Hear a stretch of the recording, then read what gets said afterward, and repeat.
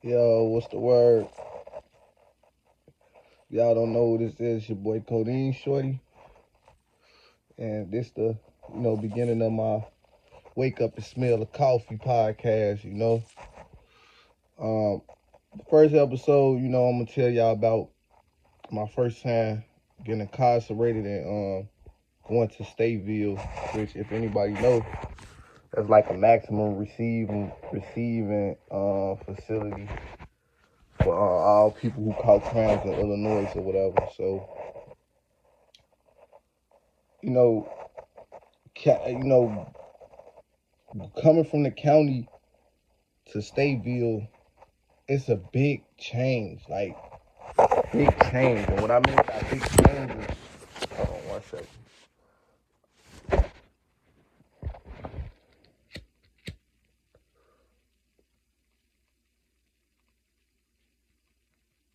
And what I mean by big change is that in the county, you got more leeway. You can walk around when it's your turn to come out. You get on the phone all times throughout the day if it ain't a lockdown or some shit. You take a shower when you want to, eat when you want to.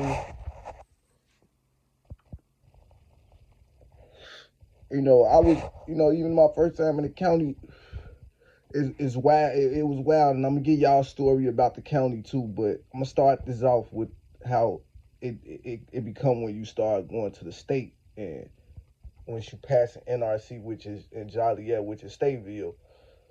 So I was used to just being able to do what I wanted to do. Being in there with the guys.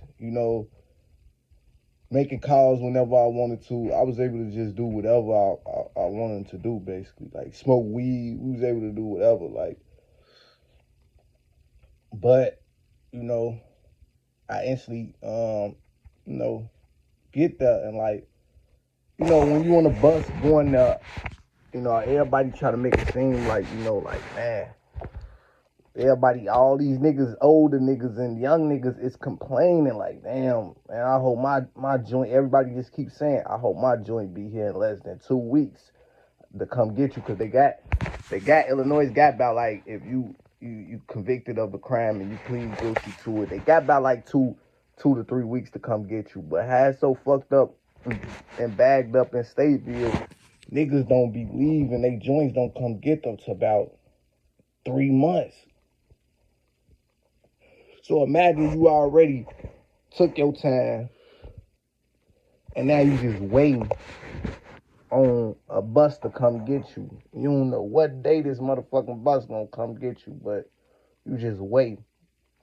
So when you first enter NRC, if anybody know, it kind of give you like firm or like a firm type of like a firm type of vibe because once you get there, you go through all the little weird shit they do, all that gay shit, they checking you and shit. No. First of all, they get you off the bus and they get to take you in a cage.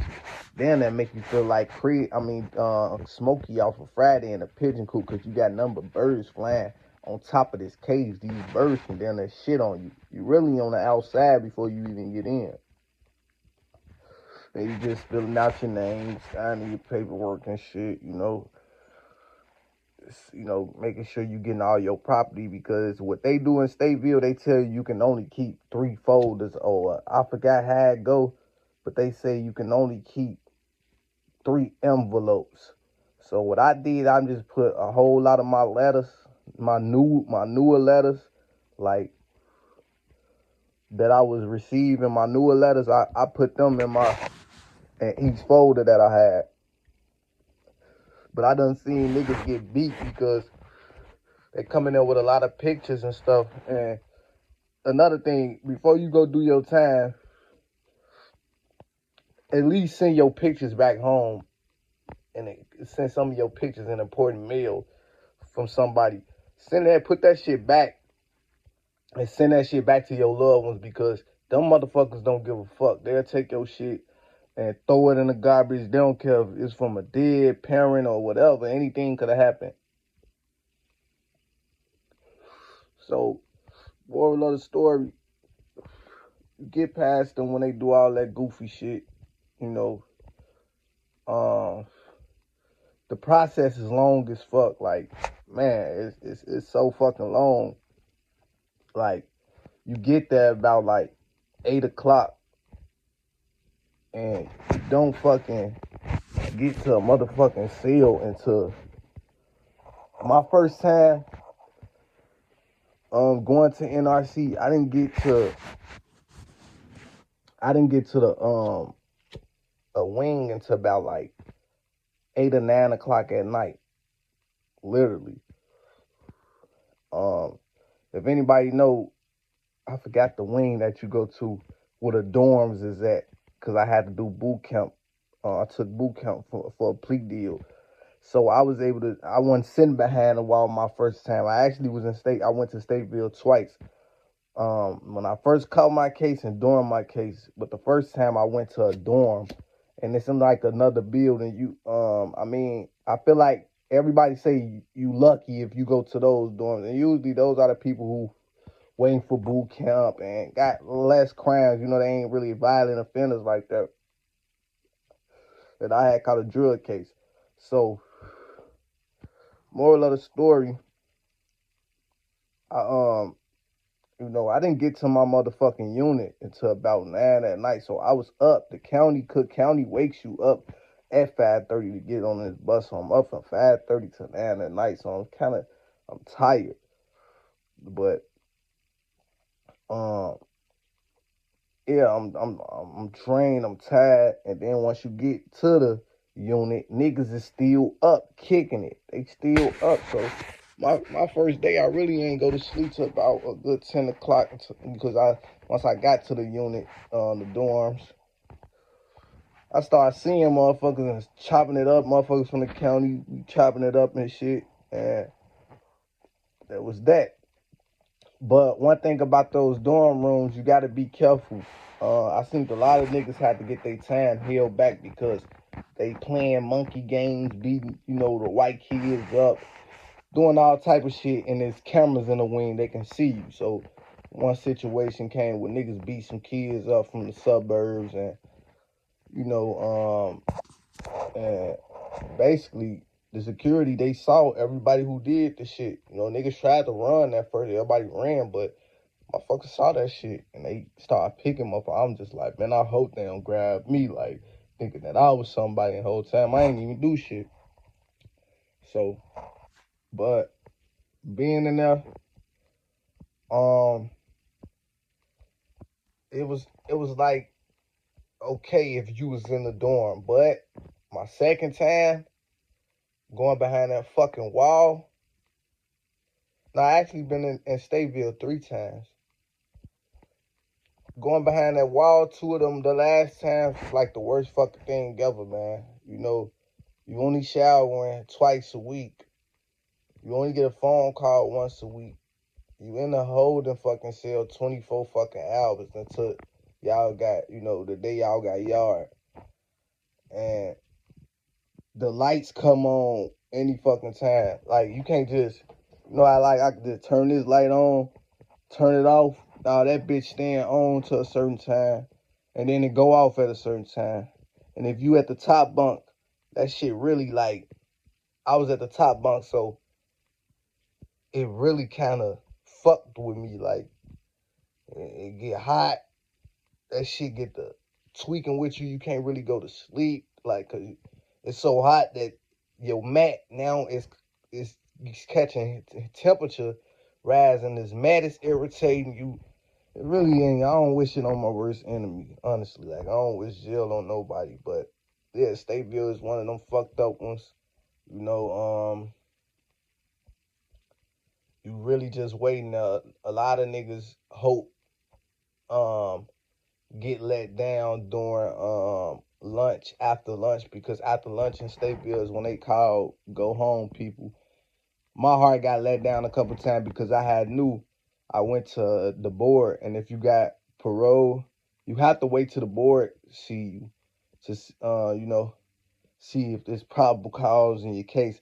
And if you know it's probable cause in your case, you should just go ahead and see the big board instead of trying to beat it in preliminary. I beat my first preliminary case down there in Stateville, and I was able to go home the next day because I beat the case. But the second time I didn't beat it because I chose to go to preliminary, which I could have just went and synced the big board in less than 2 weeks. My dumb ass tried to go and beat it in preliminary. They found probable cause. Now I gotta wait another 2 more fucking weeks to see the board, and then wait to see if they even gonna reinstate my parole. But if you catch a petty case like domestics or some little shit, some dumb shit, but if you catch like like my celly, he had caught another dope delivery case. So I'm pretty sure when he saw the board, they tell him like, well, you're gonna have to plead or you're gonna have to go back and forth to court to see what they gonna do with you.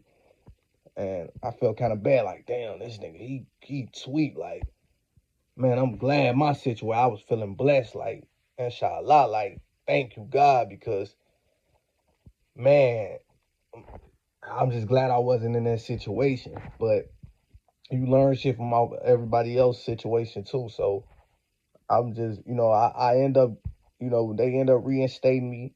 And like I said, I seen a lot of niggas' hearts get broken around lunchtime because they call and go home people. And if you know that you got reinstated, now you just waiting. You just waiting. Now every day at lunch, they, woo, woo, woo, you going home, woo, woo, woo.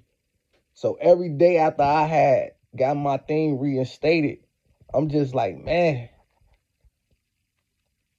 when am I going home? Because I'm tired of being behind this wall. You only eat 3 times a day. You know what I'm saying? I'm up at 8 o'clock, go to sleep 12 o'clock, get right back up 3 o'clock, go to sleep 8 o'clock, back up 3 o'clock a.m. Like, the timing of just how you so fucking off, man. How you just throw the fuck off. And, like, it was just, I wouldn't wish that on my worst enemy. Like I said, though, like, the county is cool. These counties, you can move around, you can do whatever you want to do, but, man, once you get to Stateville, it's a whole nother ball game. And then, what else?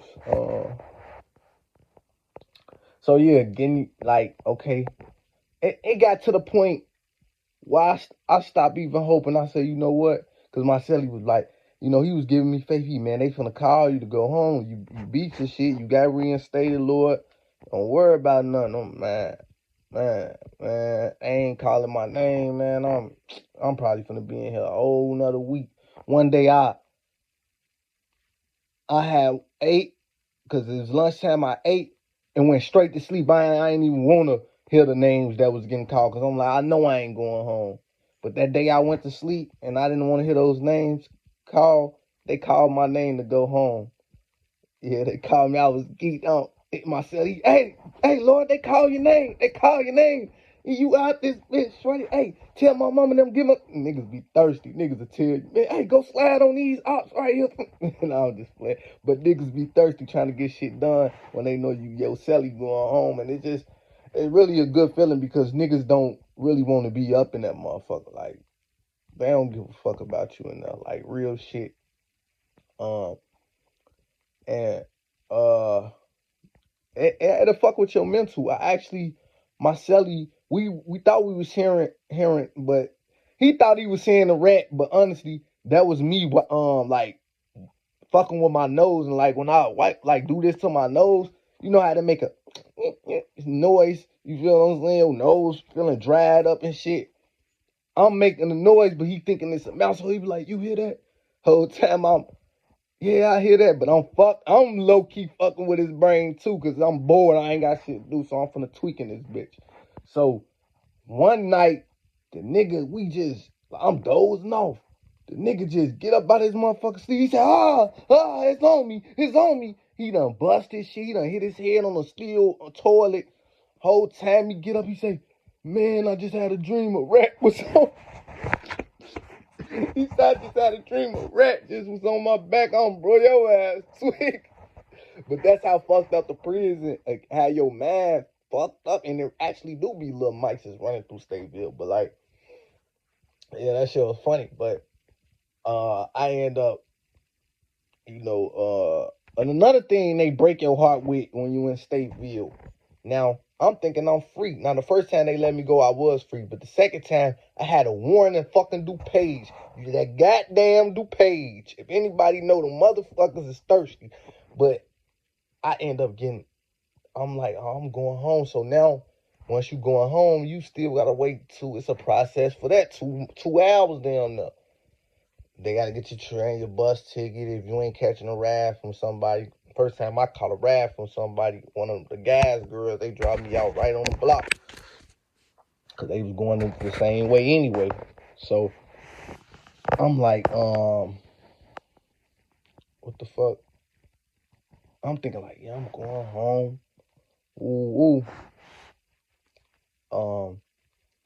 So, they calling all the people to go home. Oh, damn. Now it's like me and 2 or 3 other people left in the cell. I'm like, hey, my name wasn't on there. To go home. They like, nah, bro. You know you got a warrant in DuPage. You had them blows under that seat. Now he down. The security guard fucking with me. Now I'm like, hold on. I ain't never caught no case in DuPage. I don't even fuck around out there. I would never have no blows or no crack, no weed, not even no weed. I don't even go to DuPage. Only time I used to go to DuPage is for my girl to go to court. Hell no. Nah, man, you got a traffic warrant, man. They say you at missed court, man. You driving on suspended license. Now my heart, I go down a little bit like, okay, that ain't shit. I'd be probably staying a night or 2 days, and that's exactly what happened. And that was the best thing ever because I was able to play basketball, hoop, now go back into a county environment. And I was gone, but that Stateville, man, that shit ain't for anybody, man. So if you out here doing some dumb shit, wake up and smell the motherfucking coffee, nigga. Like this video and subscribe to my channel, Wake Up and Smell the Coffee podcast. Tune in for more content. You know you ain't gonna die for me. I'm just letting my album speak. Geeking out them Percocets. She wasn't even